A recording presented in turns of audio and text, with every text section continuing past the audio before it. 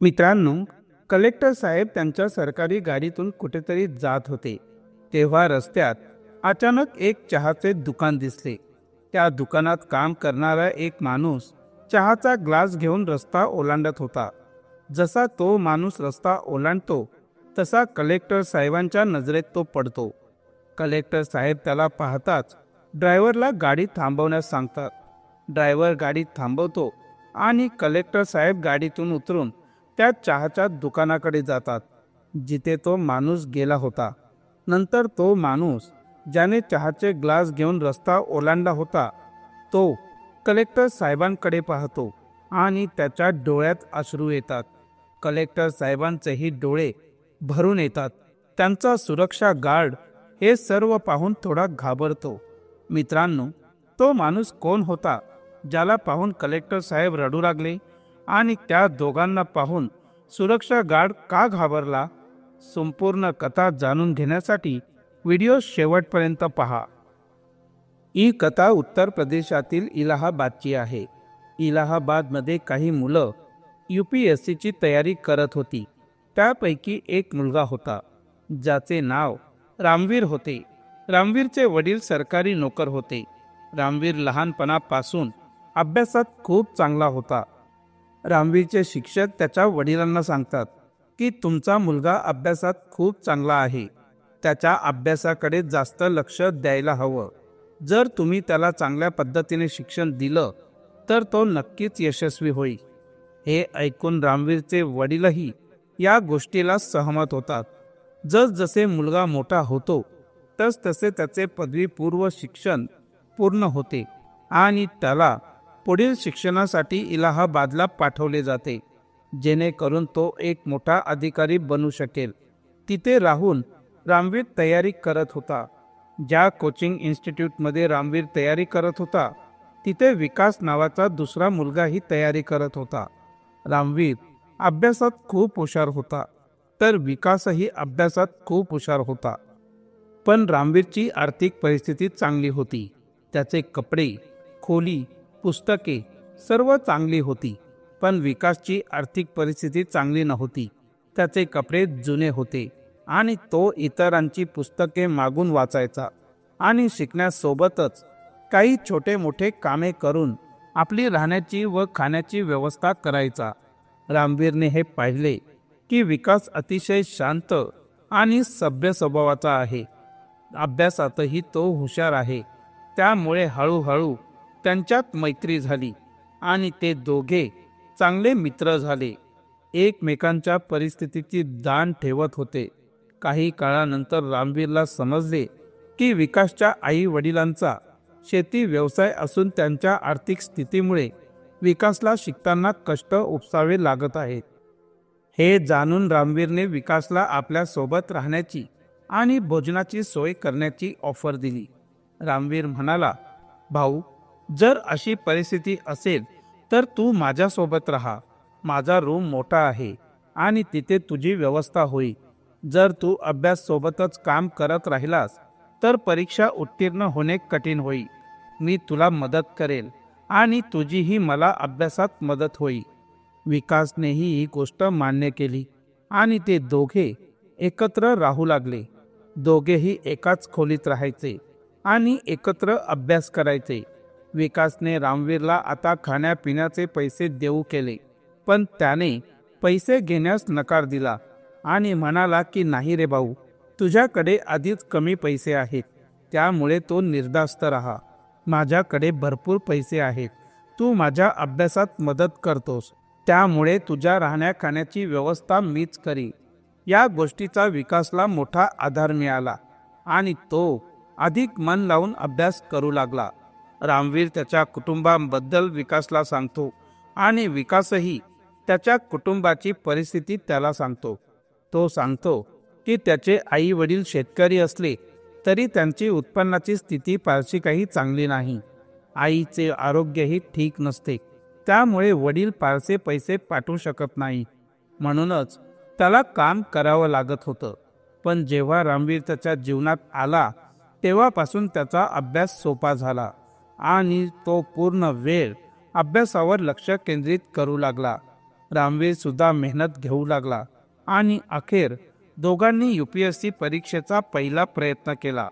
मात्र दोघेही पहिल्या फेरीत अपयशी ठरले. त्यानंतर विकास पूर्णपणे खचून गेला. पण रामवीर त्याला धीर देत म्हणाला, चिंता करू नकोस, मी आहे ना, सगळं काही ठीक होईल. त्यांनी पुन्हा प्रयत्न केला, पण पुन्हा अपयश आलं. असं करत त्यांच्या 4 संधी वाया गेल्या. 4 अटेम्प्ट निघून गेल्यावर विकासच्या वडिलांनी त्याला घरी बोलावले. ते म्हणाले की बेटा, कुटुंबाची परिस्थिती खूप वाईट आहे, मी तुला पैसे पाठवू शकत नाही, तू आता घरी परत ये. हे ऐकून विकास खूप दुःखी झाला आणि वडिलांना म्हणाला की बाबा, माझ्याकडे अजून 2 संधी शिल्लक आहेत, मला अजून प्रयत्न करू द्या, कदाचित माझे नशीब उजाळे. त्याच्या वडिलांनी ही गोष्ट ऐकून 1 वर्षासाठी त्याला परवानगी दिली आणि म्हणाले की ठीक आहे, मी अजून 1 वर्ष तुला थोडेसे पैसे पाठवू शकतो, पण त्यानंतर माझ्याकडून काही अपेक्षा ठेवू नकोस. विकास हे मान्य करतो आणि पुन्हा अभ्यासाला लागतो. त्यांचे अजून 1 वर्ष सरते, पण त्याच्यासाठी परीक्षेचा निकाल पुन्हा निराशाजनकच असतो. प्रिलिम्स आणि मेन्स परीक्षा पास झाल्यानंतरही मुलाखतीत ते दोघेही नापास होतात. म्हणजेच त्यांचा अभ्यास खूप चांगला होता, पण नशीब मात्र त्यांना साथ देत नव्हते. हे पाहून दोघेही खूप निराश होतात. मुलाखतीचा निकाल लागल्यानंतर विकास आपले सामान पॅक करू लागतो आणि रामवीरला म्हणतो की मित्रा, आता मला जावं लागेल. माझ्या कुटुंबाने मला 1 वर्षाची संधी दिली होती आणि ती आता संपली आहे. रामवीर हे ऐकून विकासला थांबवतो आणि म्हणतो की भाऊ, तू कुठे चालला आहेस? फक्त 1 वर्षाचाच तर प्रश्न आहे, कदाचित यावेळेस आपला नंबर लागेल, आपण यावेळी आणखी मेहनत करू. पण विकास नकार देतो आणि म्हणतो की नाही, घरच्यांनी आता सांगितलं आहे की ते माझ्यावर पैसे खर्च करू शकत नाहीत, मला त्यांच्या जवळ जावं लागेल.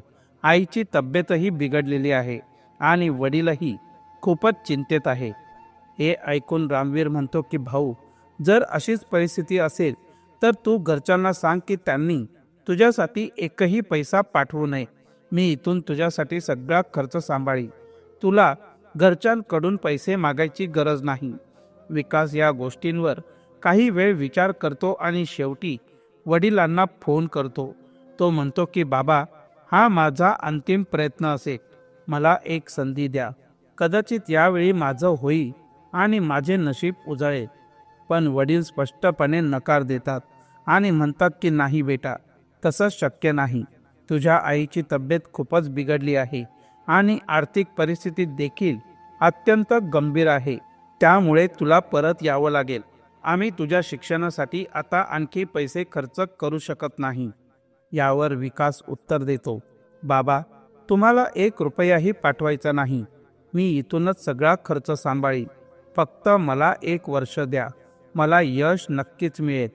वडील काही वेळ विचार करतात आणि अखेर म्हणतात की ठीक आहे बेटा, तू एक शेवटचा प्रयत्न करून पहा. वडिलांचा होकार मिळताच विकासच्या चेहऱ्यावर एक वेगळी चमक येते आणि तो आनंदाने आपल्या मित्राला मिठी मारतो. यानंतर दोघं मिळून परीक्षेची तयारी करतात. ते पूर्व, मुख्य आणि मुलाखत अशा 3ही टप्प्यात जातात, पण अजून निकाल यायचा बाकी असतो. दोघेही मोठ्या आशेने निकालाची वाट पाहत असतात. निकाल जाहीर होताच रामवीर पूर्णपणे खचतो, कारण त्याचा निकाल पुन्हा नकारात्मक येतो आणि हा त्याचा शेवटचा प्रयत्न असतो. मात्र त्याचा मित्र विकास यशस्वी होतो आणि कलेक्टर बनतो. विकासला आनंद होतो, पण त्याला आपल्या मित्राच्या दुःखाची जाणीव होते, त्यामुळे तो त्याचा विजय मोठ्या आनंदाने साजरा करू शकत नाही. रामवीर म्हणतो की भाऊ, काही हरकत नाही, तुझा निकाल लागला हीच मोठी गोष्ट आहे, तू मोठा अधिकारी झालास याचा मला अभिमान आहे. विकास त्याला धीर देतो आणि म्हणतो की भाऊ, नशिबासमोर कोणीच जिंकू शकत नाही, पण तू काळजी करू नकोस, तुला ही सरकारी नोकरी नाही मिळाली तरी अजून अनेक संधी आहे, अजून अनेक सरकारी नोकऱ्या आहेत ज्या तुला आरामशीर जीवन देतील. तू त्यांच्या तयारीला लाग आणि मला खात्री आहे की तुझा नक्कीच सिलेक्शन होईल.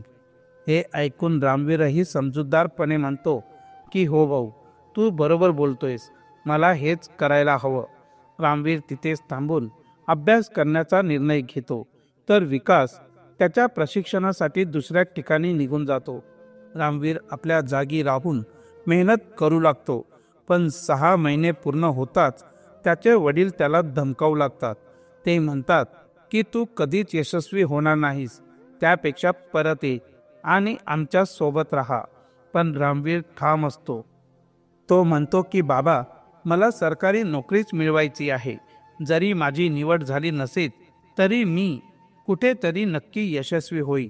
तो आपल्या वडिलांना अजून 1 वर्ष थांबण्याची विनंती करतो. मात्र वर्षभरानंतर त्याचे वडील नाराज होऊन त्याला सांगतात की आम्ही आता तुझ्यासाठी पैसे पाठवू शकत नाही. तुझा छोटा भाऊही आहे, त्याची जबाबदारी घ्यावी लागेल. आम्ही तुझ्यावर अजून किती पैसे खर्च करायचे?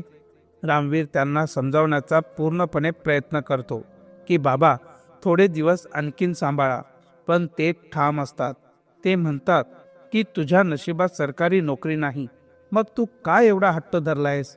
पण रामवीर जिद्दी असतो. तो उत्तर देतो की मी अपयशी होऊन माझ्या गावी परत जाणार नाही. लोक माझी थट्टा करतील आणि ते मला सहन होणार नाही. जर मी इथून परत जाईन तर फक्त यशस्वी झाल्यावरच जाईन.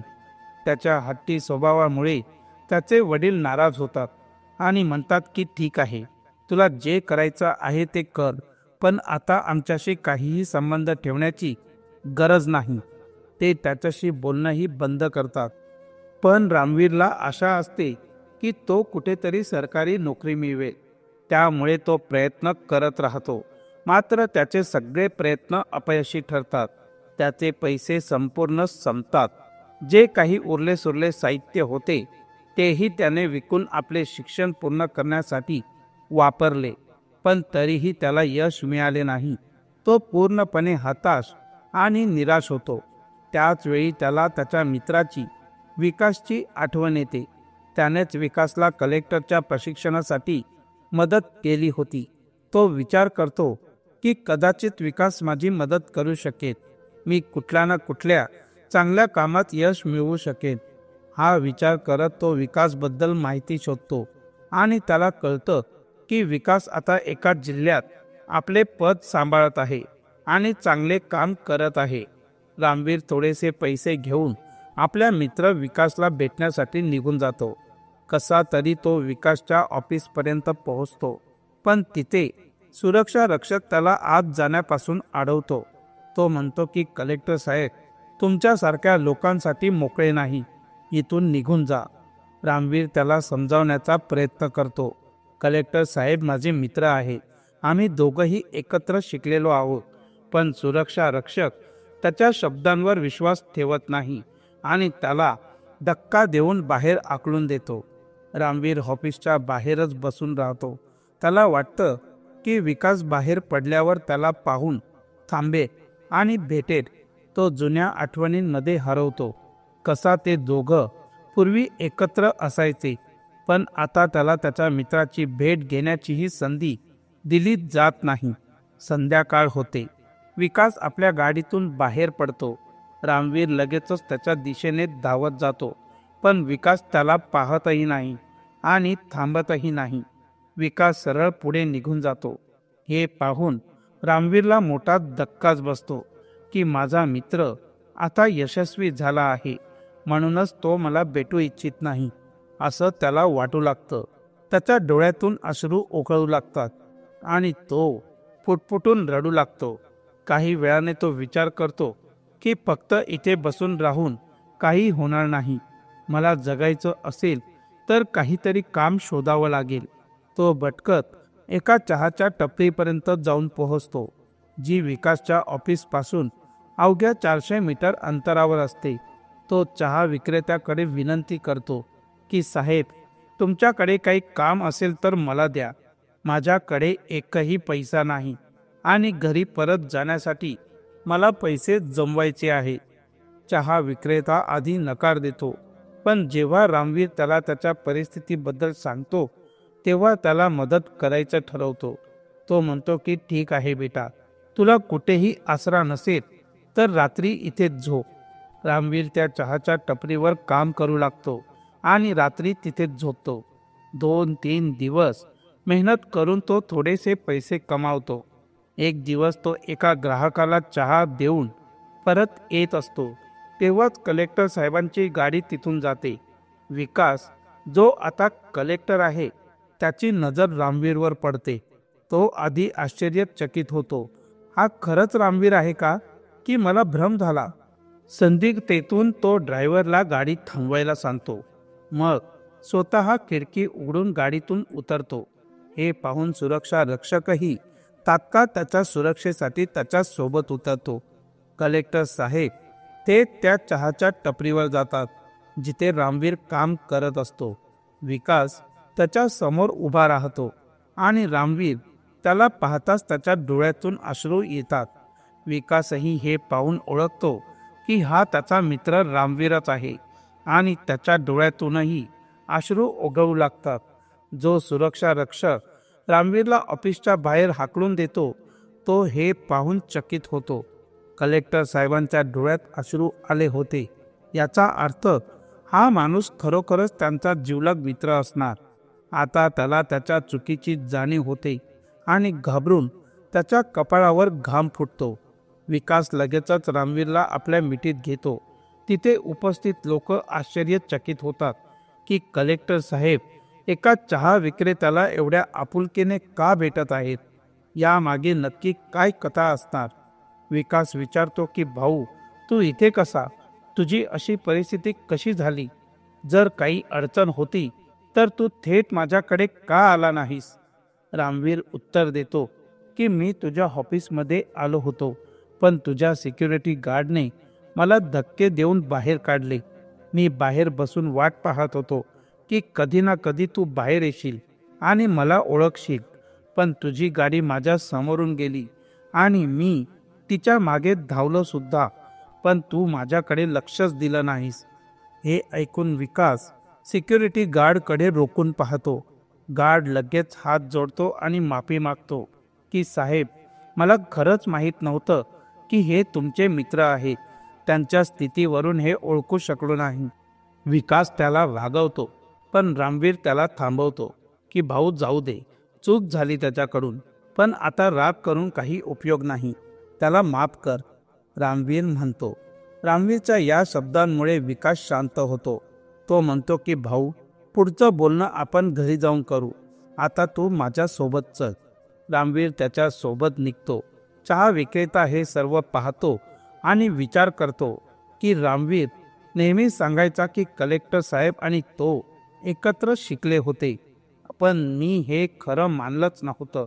वाटलं की त्याला काहीतरी मानसिक त्रास असेल, पण आज हे सर्व पाहून समजलं की तो खरंच सत्य बोलत होता. विकास रामवीरला घेऊन आपल्या सरकारी बंगल्यावर जातो. तिथे पोहोचल्यावर तो आधी रामवीरला स्वच्छ आंघोळ घालतो, चांगले कपडे देतो आणि व्यवस्थित तयार करतो. यानंतर दोघं बोलायला बसतात. बोलता बोलता रामवीर त्याच्या आयुष्याची पूर्ण कहाणी सांगतो आणि म्हणतो की भाऊ, माझं आता काही शिल्लक नाही, सगळं संपलंय. आता माझ्याकडे जगण्यासाठी काहीही राहिलेलं नाही. विकास म्हणतो की भाऊ, तू चिंता करू नकोस, माझ्याकडे सर्व काही आहे आणि मी तुझ्या सोबत आहे, जसा तू माझ्या सोबत होतास. सांग, तुला काय करायचंय? रामवीर उत्तर देतो की भाऊ, मला यशस्वी व्हायचं आहे, जेणेकरून माझे आई वडील जे आज माझ्याशी बोलतही नाहीत त्यांना अभिमान वाटेल आणि ते म्हणतील की बेटा, तू आमचं नाव उज्ज्वल केलंस. हे ऐकून विकास सुचवतो की मग तू असं कर, आपण जिथे शिकायचो तिथेच एक कोचिंग सेंटर उघड. तुझ्याकडे खूप ज्ञान आहे आणि त्या ज्ञानाचा उपयोग करून तू अनेक मुलांचं भविष्य घडवू शकतोस. हे काम तुझ्या आणि समाजाच्या भल्याचं आहे. ही कल्पना रामवीरलाही पटते. इलाहाबादमध्ये जिथे ते दोघं शिकायचे तिथे विकास एक इमारत भाड्याने घेतो आणि त्या संपूर्ण खर्चाची जबाबदारी स्वतः घेतो. रामवीर तिथे मुलांना शिकवण्यास सुरुवात करतो. गरीब मुलांना तो मोफत शिक्षण देतो आणि त्यांना मन लावून शिकवतो. हळूहळू रामवीरच्या शिकवलेल्या अनेक विद्यार्थ्यांनी मोठमोठ्या परीक्षांमध्ये यश मिळवले आणि अधिकारी बनले. आता रामवीरही चांगले पैसे कमावत होता. ही बातमी रामवीरच्या आई वडिलांपर्यंत पोहोचते. त्यांना आपल्या मुलाचा खूप अभिमान वाटतो. जर तो स्वतः अधिकारी झाला असता तर त्याने फक्त आपलं भविष्य घडवलं असतं, पण तो एक शिक्षक झाला आणि अनेक गरीब मुलांचं भविष्य उज्ज्वल केलं असं त्यांना वाटतं. लवकरच त्याचे आई वडील त्याला भेटायला येतात. रामवीर त्यांना पाहून आनंदाने भरून जातो आणि त्यांच्या पाया पडतो. त्याचे आई वडील त्याची माफी मागतात आणि म्हणतात की बेटा, आम्हाला माफ कर. आम्ही तुला चुकीच्या दिशेने ढकलत होतो, पण तुझी खरी वाटचाल काहीतरी वेगळीच होती. तर मित्रांनो, ही होती आजची प्रेरणादायी कथा. एका गरीब मजुराच्या मुलाने मेहनतीने कलेक्टरची पदवी मिळवली आणि एका सरकारी अधिकाऱ्याच्या मुलाने एक उत्तम शिक्षक बनून असंख्य विद्यार्थ्यांचे भविष्य घडवलं. या दोघांच्या मैत्रीबद्दल आणि रामवीर विकासच्या निर्णयांबद्दल तुमचं मत काय आहे? तुम्हाला ही कथा कशी वाटली? कमेंट करून आम्हाला नक्की सांगा. धन्यवाद. थँक्यू.